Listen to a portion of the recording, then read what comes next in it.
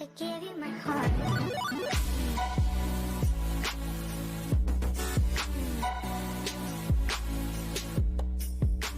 You know, with every good movie comes a crappy game. No matter if it's Last Starfighter, Platoon, or Beetlejuice, they all have one.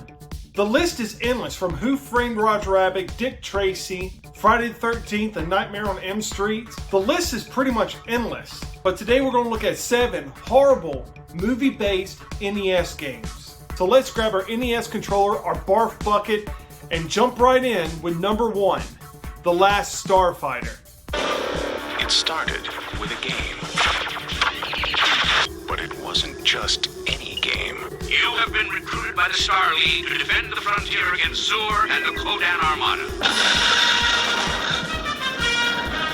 For every Earthling who's ever imagined traveling beyond the stars comes the unforgettable story, The Last Starfighter.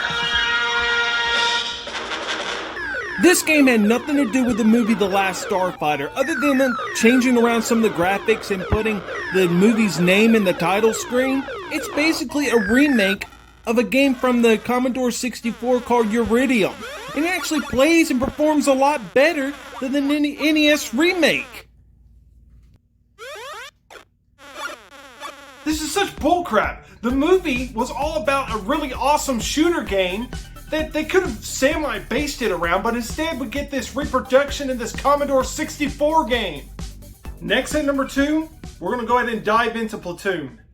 This game is just another disappointment. The controls for your character is stiff.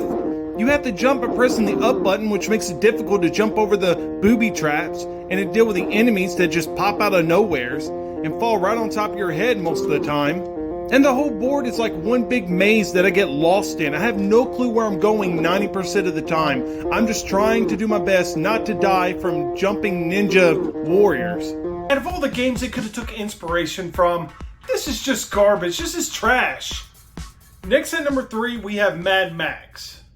And this is basically the only part of the game I've ever been able to see. You're driving around a car that throws dynamite out of its hood, blowing up towers, and other cars is trying to just ram into you and crash you.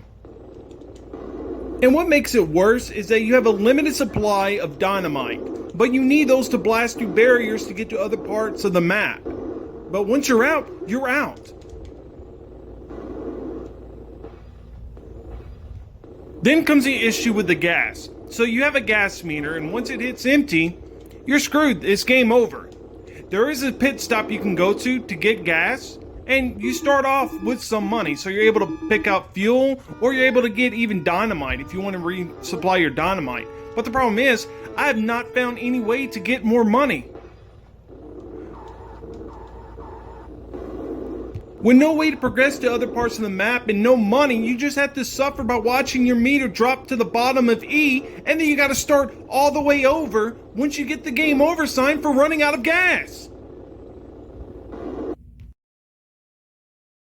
God! I'd rather be playing Virtual Bart. At least his version of Mad Max was actually enjoyable. Number 4 is Cool World. I actually enjoyed the movie Cool World and watched it several times growing up. It is a pretty decent film, and it's cartoony. It's almost like Roger Rabbit, but more gangster style from like 1950s. The game itself is colorful and nice, but like I don't know what I'm doing. Like I mainly just run around, collect items, and then I have nowhere else to go. I don't know what to do. The only thing I am good at in this game is just finding ways to die.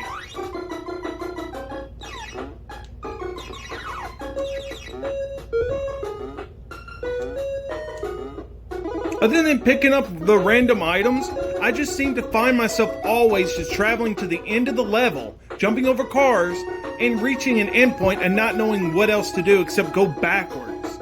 At number 5, we have Predator.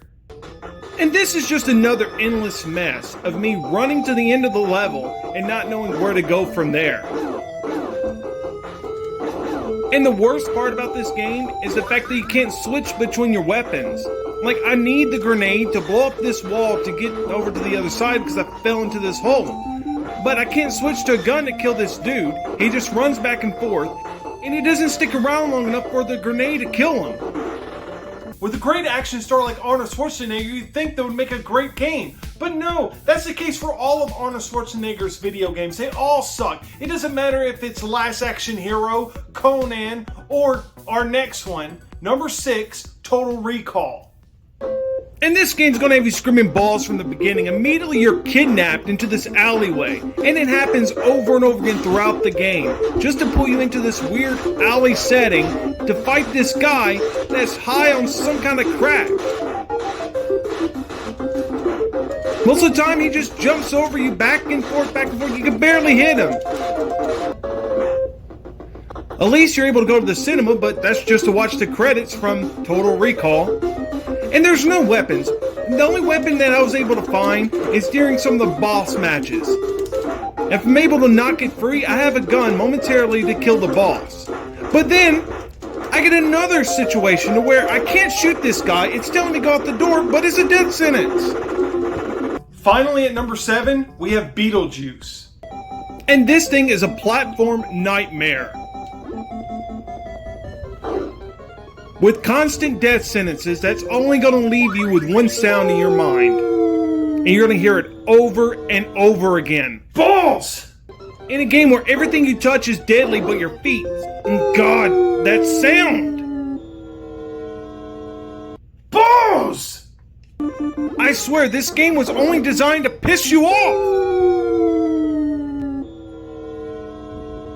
Balls, balls, balls!